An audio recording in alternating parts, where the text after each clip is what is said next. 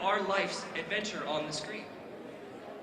Guys, gentlemen, would you like a secret about women?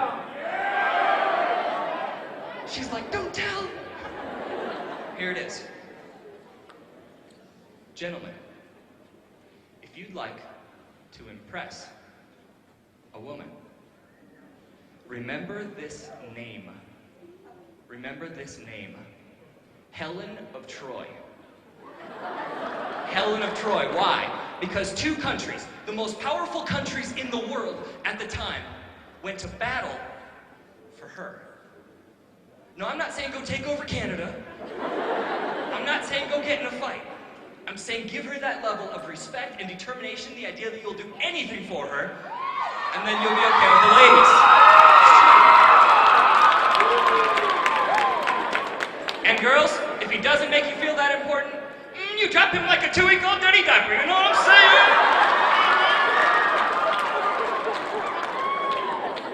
I'm sorry, I won't do that again. I just saw how I looked on the screen there. Sorry about that, dude. You see, it's written into the souls of men and women both that life is supposed to be an adventure. So I've created the Climb On Success Formula. I'm going to teach it to you guys right now. The first part of it, I just want you to whisper. It's this. Pick a summit. Whisper it with me on 3. Pick a summit. 1, 2, 3. Pick a summit. So the first thing that I do when I go out rock climbing is I see the mountain range in front of me. I pick one peak, one summit to get to the top of, and I make that my goal for the day. It sounds basic, but it's profound because so few people in the world have any idea where they're going, how they're going to get there, or what their plan is to make it happen. To show you guys this, I want everybody to take both of your palms, both your hands, hold up both of your palms so I can see them. Hold them up real high. Perfect. Now, did you guys know that one of your hands is longer than the other one? It's true. Watch this. Underneath each one of your palms, you have a line that goes straight across your hand. Everybody nod your head yes if you see that line. Good. Now take both those lines, line them up perfectly so they make a fan shape just like this. And everybody hold up that fan shape real high so I can see it. Perfect. Good. Now take those two hands, roll them together, stretch them out, and you're going to see that one of your hands is just barely longer than the other one. Kind of weird. Now do this. Everybody, show me the shorter of your two hands. We're going to give this hand a goal. We're going to make this hand grow. Everybody do this. Look at your hand square in the eye. Look at your hand. Say this at your hand. Hand. Say it like you mean it. Hand. Get bigger. You are now huge. You are gigantic. You are bigger than my other hand. I can feel you enormous. You gargantuan hand, you. Now do this. Everybody line those two lines up again. Roll those hands together and look at how that hand grew. Isn't that weird? Now, this does not work for any other body parts. I'm just gonna...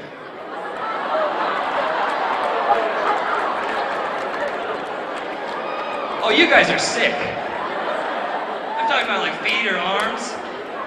Everybody please clap once. Clap twice. What you just did was give your hand a very simple goal. You said, I'm going to make my hand get bigger. But it works for so much more than just silly little tricks like that. The first time that I learned the power of picking a summit was my very first day of college. My professor walks in. He's got his briefcase. Kind of a timid guy. Sets it down. He says, class, your assignment for the next week is to write out 100 goals for your life. It's like, what, 100 goals? He says, if you do not do this assignment, you will flunk my class. Guess I have to do it. So I was just a little punk kid, and I pull out the notepad and pen, and I was just like, number 1, finish this assignment. Number 2, get to number 3. But the more I started goofing off with it, the more I realized I couldn't fudge the whole assignment. So I started putting down real goals for myself and for my life. I wrote down goals like graduate from college with honors, write a book by the time I turned 20, visit every continent on the planet, in fact, climb to the tallest mountain, the tallest peak of every continent on the planet, become fluent in Spanish and in Mandarin Chinese, snowboard through a flock of penguins in Antarctica. I wrote down goals like ride elephants in Thailand wrestle a giant carp in Cambodia, give away $1 million to charity over the course of my lifetime. I wrote down the people I wanted to meet, the places I wanted to go, the things that I wanted to do. To date, I've finished 40 of them, and I can guarantee you that by the day I die, I'll have all 100 of them crossed off the list.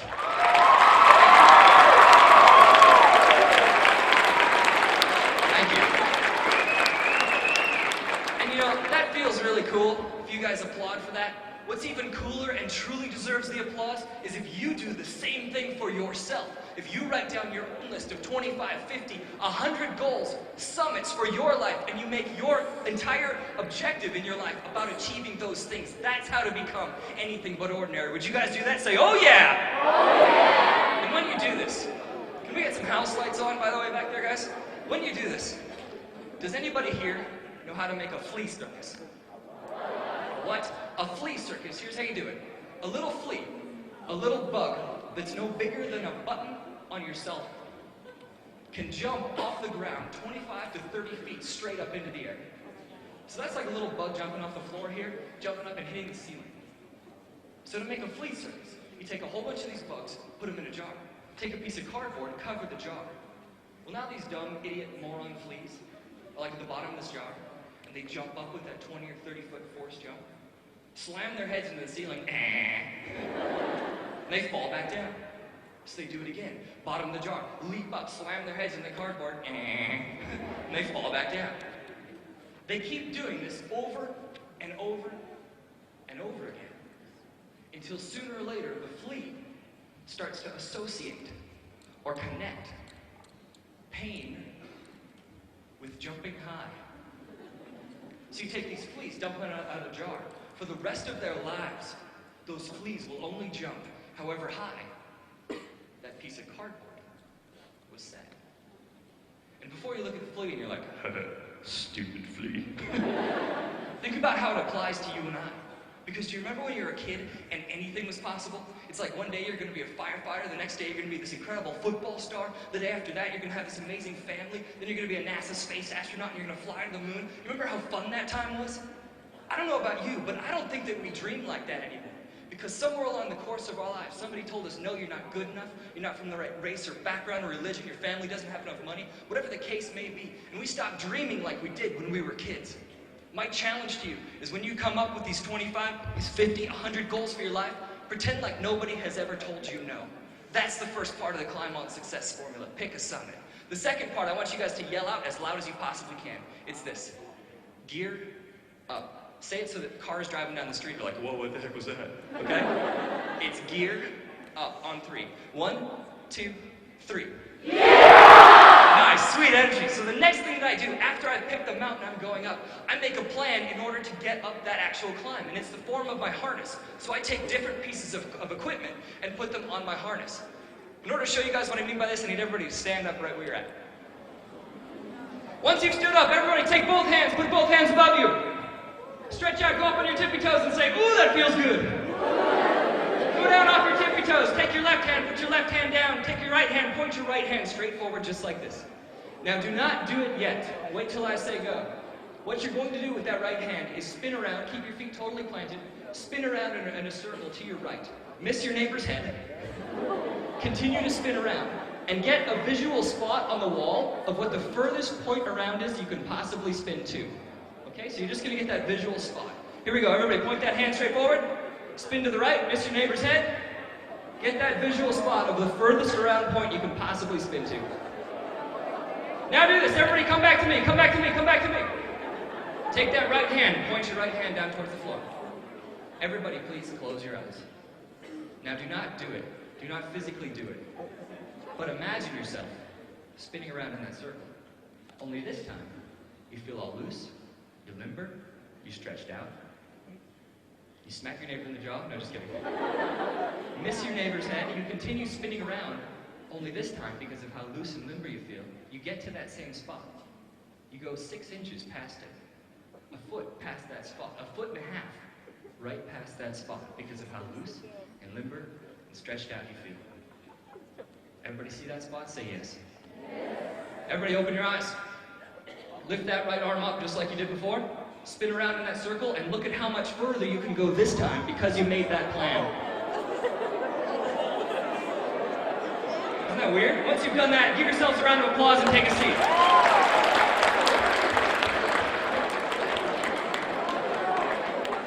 Now, making a plan is simple. All you have to do is figure out where you are right now and figure out where you want to end up and then fill in the pieces. And once those pieces are filled in, you've got your plan laid out right in front of you. Now, think about this. If you know where you're going, you know what your plan is to get there, what's left? Yeah, go do it. Take action on your dreams. That's where the real juice of life is when you take action.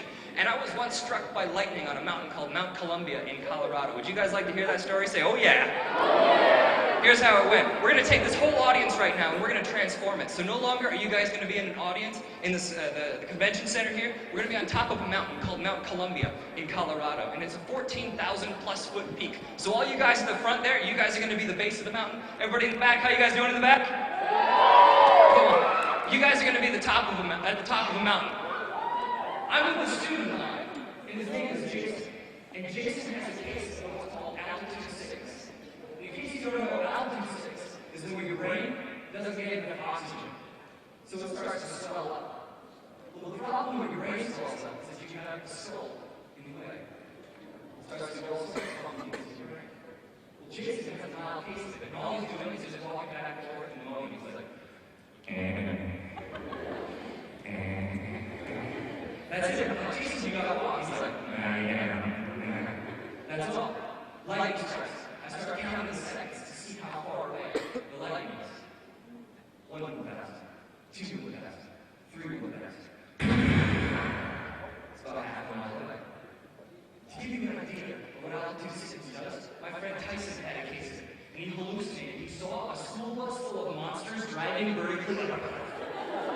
And it messes with your head. Say there's a cliff right here. There's been famous climbers that say they're climbing buddies. Hey guys, look, there's a rainbow bridge that takes us all the way down to the ground. And they just walk off the cliff. Lightning strikes again. 1 1,000, 2 1,000. Even bigger. It's coming in fast. I'm like, Jason, you gotta walk. He's like, you please move, go, do whatever you have to. Lightning strikes again. 1 1,000. The biggest one yet. It's coming in fast. So I do what any good instructor would do, and I kick Jason. And now Jason's like, I'm like, at least he's going. I get Jason 100, 200 feet in front of me. I'm running after him. I'm like, go, Jason, go, dude, you gotta move. And Jason's like, like, sweet, at least he's going. Then the only way I can describe it is these purple bubbles started popping everywhere, huge, like Rice Krispies on heroin, going nuts all over the place. I'm in the middle of a step on my right foot. Lightning goes into the ground about 20 feet away from me, through the ground, into my rubber boot, into my leg, instantly sears all the hair right off my leg, knocks me off onto my other foot. Well, I'm still just thinking about getting to Jason, so now I'm like, go, Jason, go, dude! You gotta move, man, hurry, move! I catch up to Jason, I'm like, Jason, you all ready to hit by lightning? And he's like, I go, okay, tell me what happened. He's like, well, you were like, and I was like, He goes, and then all of a sudden, the hair on my arm sort of stood up. I'm like, that's it? Your hair stood up? See, all he got was a static electricity charge. Just like if you took a balloon, rubbed it on your head. Me, I got my whole leg fried. Because I didn't stick to one thing. And that's a time requirement. It wasn't just Jason and I. There was about 12 other people trying to get to the top of a mountain. And I told the whole group, I don't care where you are, but if at noon you're not on top of the mountain, we're turning around and we're going back. Well, noon comes and it's only Jason and I on top of the mountain. I look up, it's blue skies. No problem. Let's wait for the rest of the group to get up. Because we did that, we spent another hour, hour and a half up at high altitude, which is where Jason got the altitude sickness. It was completely my fault. So I started asking myself, how can I be sure that something like that never happens again? And I came up with this formula that I'm going to pass on to you right now. It's this.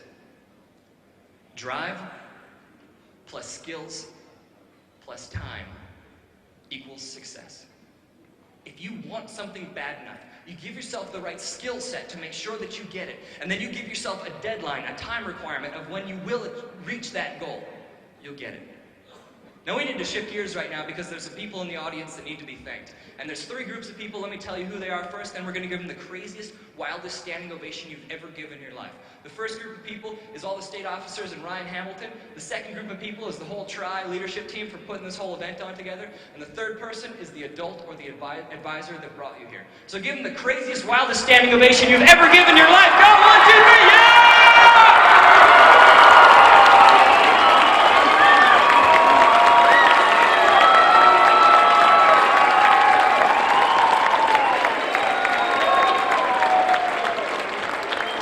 Nice, that's awesome, good energy. Now, I need to also ask you guys a question. How many of you guys, raise your hands, feel like you gained something good out of this little session right here, or you're reminded of something you needed to hear? If that's true, put up your hands. Awesome, that's everybody here. Give yourselves a round of applause then for being a good audience. That's cool.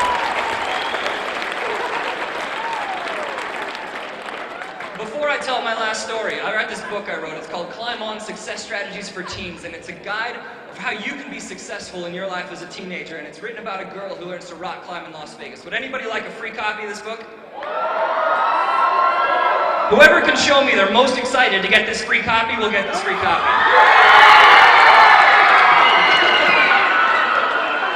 Now look, my whole talk was about getting up and taking action. That's exactly what these 2 guys did. Give them a round of applause.